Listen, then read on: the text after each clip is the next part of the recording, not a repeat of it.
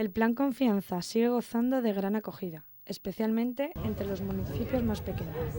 En su visita a Villalonga y acompañado de numerosos alcaldes de la comarca de la Safor, el conseller de Solidaridad y Ciudadanía, Rafael Blasco, ha anunciado que la mayor parte de las actuaciones del Plan Confianza estarán concluidas a finales de diciembre.